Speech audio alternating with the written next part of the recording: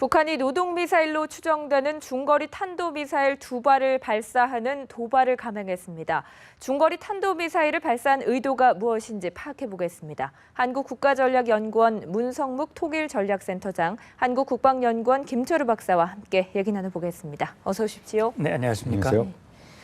자, 북한이 이번에는 중거리 탄도미사일을 발사했습니다. 이 노동미사일을 쏜 게 2014년 이후에 2년 만이라고 하는데 지금 이 시점에서 단거리가 아닌 중거리 미사일 발사한 의도 어떻게 파악하고 계십니까? 예, 이미 이제 김정은이 핵실험 미사일 발사 도발한 이후에 국제사회의 대북 제재 또 한미연합 연습이 진행되고 있었죠.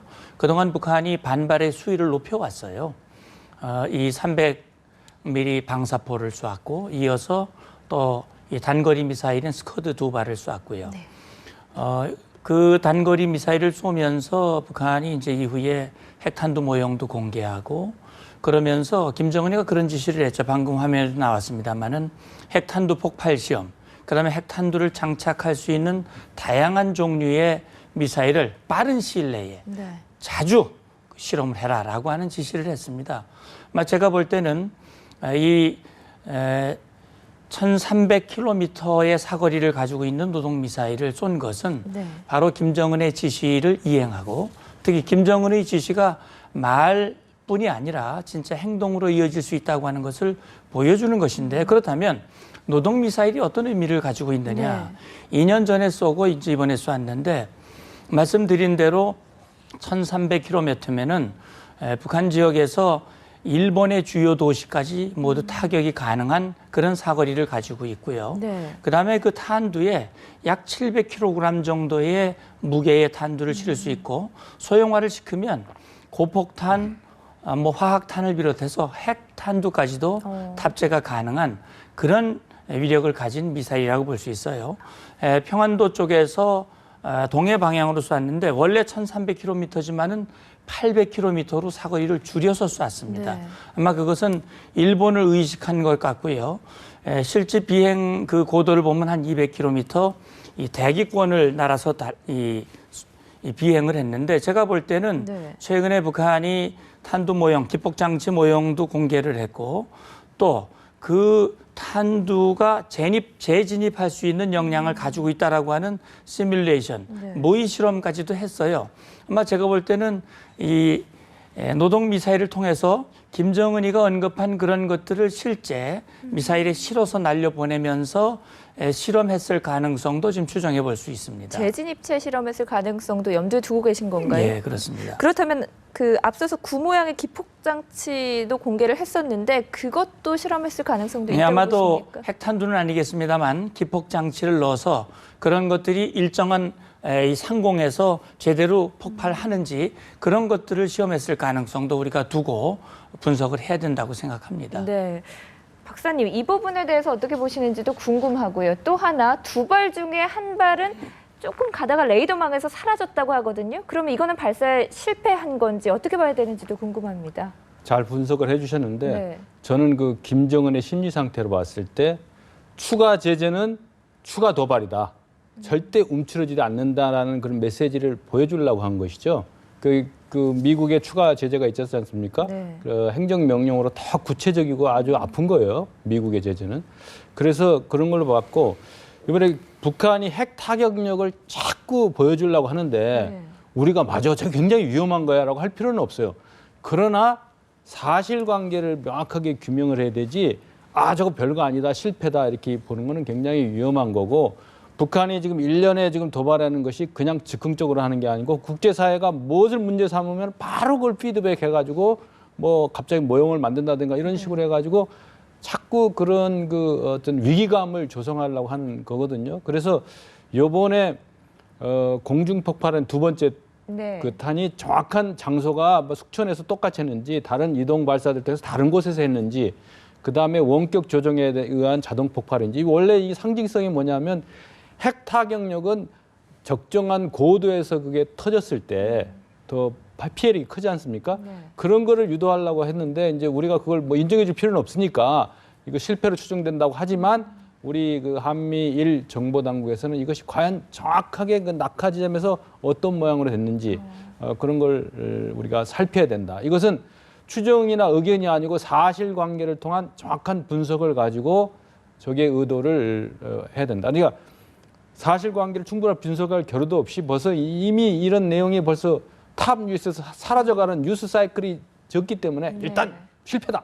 이렇게 보는 것도 우리가 필요하지만 좀 더 깊이 있게 그 사실관계를 확인할 필요가 있다 이렇게 봅니다. 네, 신중하고 면밀하게 분석을 할 필요가 있어 보입니다. 그런데 이 노동미사일 중에 한 발은 동해상의 그 일본 방공식별구역 안으로 떨어진 것으로 알려졌습니다. 북한이 항행금지구역도 설정하지 않았는데 일본 측에서는 어떻게 나올까요? 예, 지난번 스커드 미사일 2발 쏠 때도 새벽에 쐈거든요. 네. 이번에도 역시 새벽에 쐈습니다. 그다음에 이 항행 이 금지 선포도 하질 않았어요. 네. 항행 금지 구역이라고 하는 것은 항공기와 이 선박에 대해서 안전 조치를 취하기 위해서 그런 실험을 할 때 이제 하는 것이 국제적인 관례고 규정인데 뭐 북한은 뭐 그동안 그것을 지켜오질 않았기 때문에 새삼 그걸 문제 삼기보다는 중요한 것은 말씀하신 대로 일본의 방공식별 구역에 떨어졌습니다. 네. 북한이 사거리를 줄여서 800km를 쐈지만 사실 그 방향으로 보면 사거리만 좀 길게 하면 일본 영토에 떨어질 수 있는 겁니다. 그렇기 때문에 일본으로서는 굉장히 불쾌하고 이것이 위협이 될 수밖에 없는데 역시 일본 외무상이 직접 발표를 했습니다. 이것은 명백하게 안보리 결의의 위반이다. 그리고 중국에 있는 대사관 경로를 통해서 북한에게 항의를 하겠다. 그리고 보도된 바로는 일본에서 즉각 안전보장회의가 소집이 돼가지고 네. 북한의 행동을 분석하고 여기에 대한 추가 대응을 어떻게 해야 할 것인지 안보 차원에서 검토를 한 것으로 알고 있고요. 제가 볼 때는 아마 유엔 안보리에 이 문제를 제기하고 이것이 아마 제가 볼 때는 이렇게 노동미사일 쏜 걸로 끝나지는 않을 가능성이 있습니다. 그런 차원에서 앞으로 이런 것들을 지난번에 스커드 미사일 쏜 것과 네. 함께 안보리에서 추가 제재를 논의하는 과정에 다 근거, 위반 근거 조항이 되리라고 생각이 되고 아마 그런 부분에서 일본이 또 양자 차원에서의 제재의 수준을 더 높여가는 그런 어떤 근거로 삼을 가능성도 있다고 봅니다. 네. 얼마 전에 김정은이 이제 핵실험과 로켓 발사 계속해라 뭐 이런 발언을 한 적이 있는데 문 센터장님께서도 분석을 해주셨지만 김정은의 지시를 이행해서 이번에 중거리 로켓 발사한 거다 이렇게 분석을 하고 있습니다. 그렇다면 김정은이 그냥 정말 말뿐인 허세뿐인 아닌 위협이 아니라 실제 도발로 옮겨갈 가능성을 좀 우리가 염두에 둬야 하는 건 아닌지 우려가 되거든요. 그렇죠. 안보는 최악의 상황을 가정을 해야 되지만은 김정은이 전하려는 메시지는 그 핵 타격력이죠. 그 과거에 그 광명성 발달 때만 해도 위성이다라는 그 어제 가장을 하고 했는데 이제는 핵 타격력을 워싱턴하고 뭐 거론할 정도로 아주 명확하게 핵 타격력을 수시로 강조하고 있거든요. 그러니까 네. 그 엄포나 협박이 엄포로 끝나지 않는다라는 걸 심어주려는 거죠. 그러면서 자기는 계속 웃는 모습을 같이 내보냅니다. 그래서 군사적 모험주의를 하려고. 그러니까 내가 전략적 오판하면 여러 사람, 여러 나라가 아주 어려워진다라는 걸 하면서 결국은 이러한 모든 행보가 나름대로 전략적 셈법에 의해서 중국이 개입할 틈새를 벌려주는 그런 고도의 책략도 있다는 겁니다. 그래서 그 왕위가 이미 뭐 화약 냄새가 한반도에 난다라고 할 정도로 있기 때문에 다종다양의 그런 어떤 기습적인 그 도발 네. 그러면서도 자기들은 그것이 어떤 파장을 미치는 그러니까 한밤중에 도박하지는 않아요. 여명 때 갑자기 기습적으로 하면서도 자기들이 이것이 어떠한 결과를 보는가 그리고 적당한 때 이제 또 동영상 같은 또 서비스 해주죠. 네. 그런 측면을 봤을 때 그런 일련의 사태의 도발의 수위는 계속 높여가면서 여러 가지 카드를 만지작거릴 겁니다. 그래서 미국의 반응, 특히 오바마 대통령의 직접적인 맞대응하는 구도로 이 모든 행보를 가만히 예의주시해 보면 결국은 반미 투쟁의 전선을 형성하려는 그런 것도 있거든요. 그래서 일본도 미일 안보동맹 차원에서 그동안의 그 미사일 방어 시스템이라든가 요격 시스템을 갖추는 것이 얼마나 정당한 네. 것인가를 입증하려고 이거를 1998년도에도 그랬죠.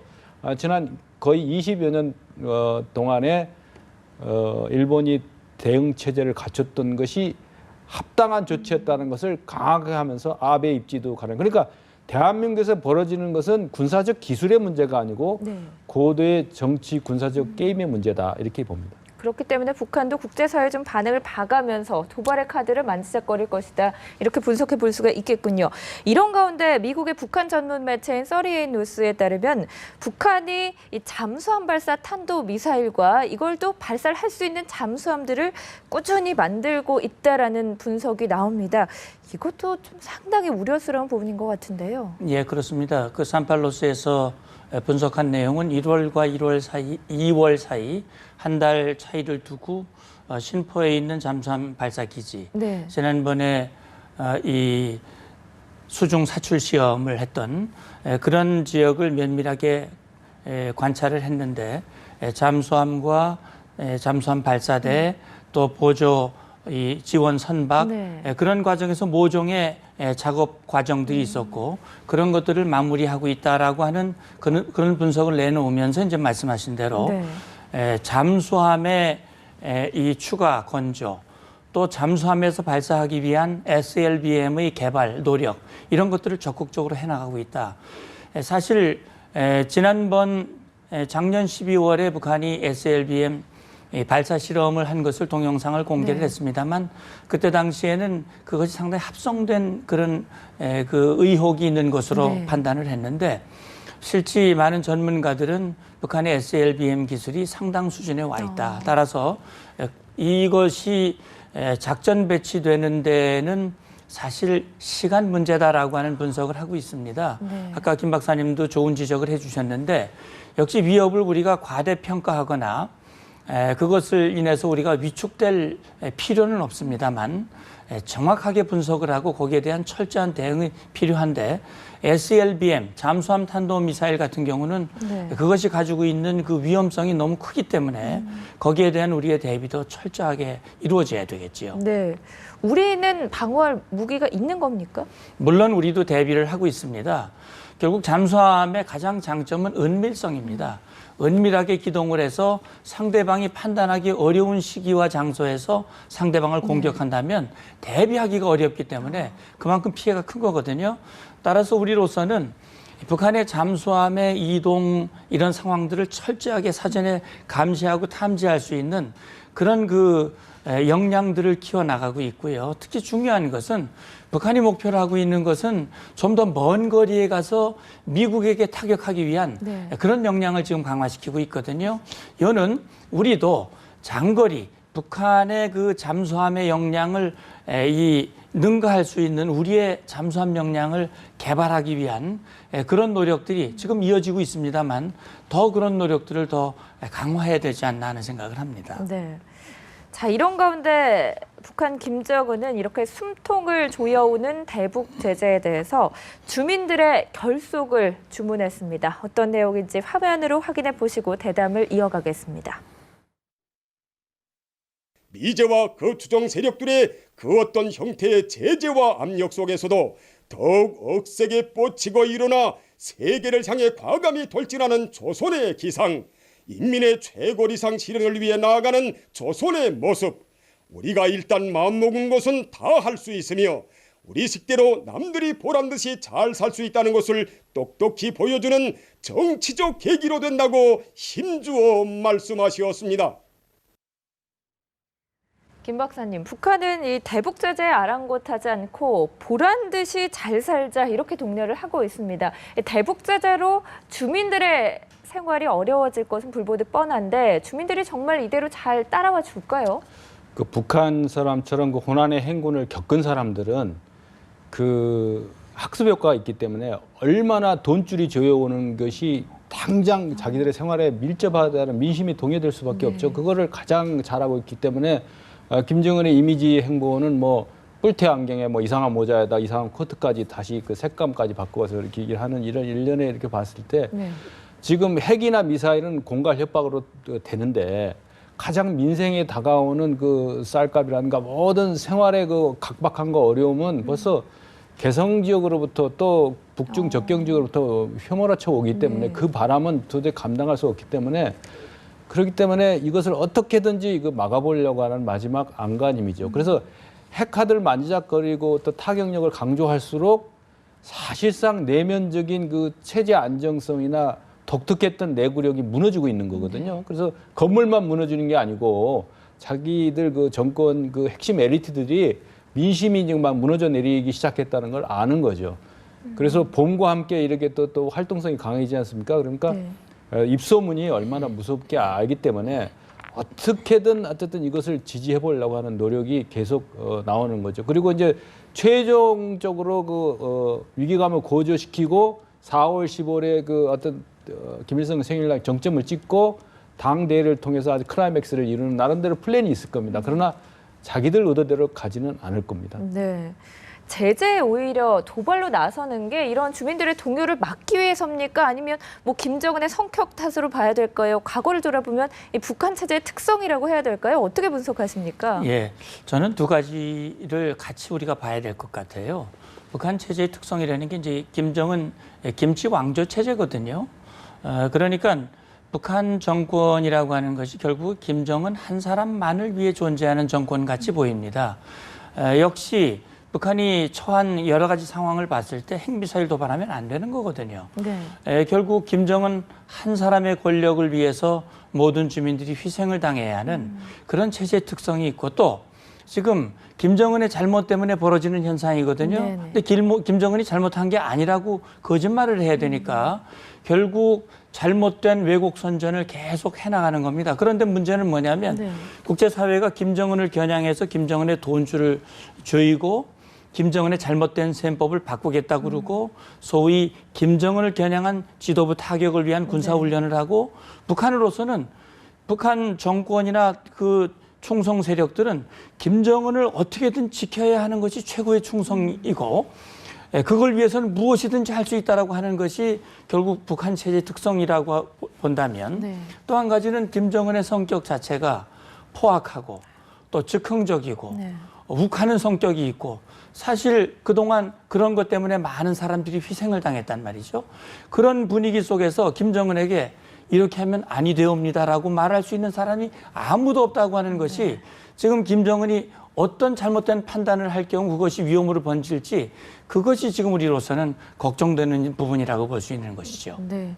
그렇기 때문에 김정은 체제가 더 어디로 튈지 예측하기가 힘든 것 같습니다. 네, 그렇습니다. 네. 그 우리나라를 비롯해서 국제사회는 이 북한에서 36년 만에 열리는 5월 당대회에 주목하고 있는데 그 전에 4월 15일 김일성 생일이 있습니다.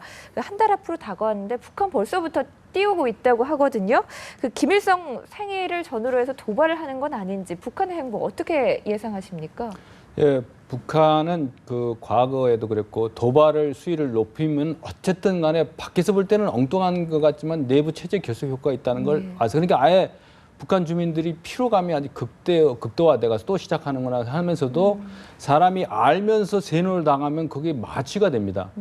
담배가 몸에 해로운 걸 알지만 계속 피면 마취되는 건 마찬가지로 어쨌든 기대감을 갖게 하고 항상 그 희망의 끈을 새로운 목표를 계속해서 제공해내거든요. 그래서 제가 볼 때는 그 도발은 계속하면서 어떻게 하든 그 육자회담이라든가 평화 대화의 모드로 다시 가야 된다는 논리를 계속 만드는 거죠. 그러니까 미국을 겨냥한 이런 그 압박, 핵타격 그 선전선동을 강화하면서 김일성과의 그 연계성, 백도 혈통의 그 연계성을 계속 강조하는 왕조 체제의 특성을 그대로 발휘한다고 봅니다. 그러나 과거에 쭉 패턴하고 좀 달라진 것들을 보면은 지금 과거처럼 일방적으로 집권 초기처럼 뭐 김일성, 김정일을 막 거기다 그 어떤 비중을 두는 것보다는 자기 중심의 정치 그런 것에 상당히 더 무게 중심을 두지 않느냐 이렇게 봅니다. 그래서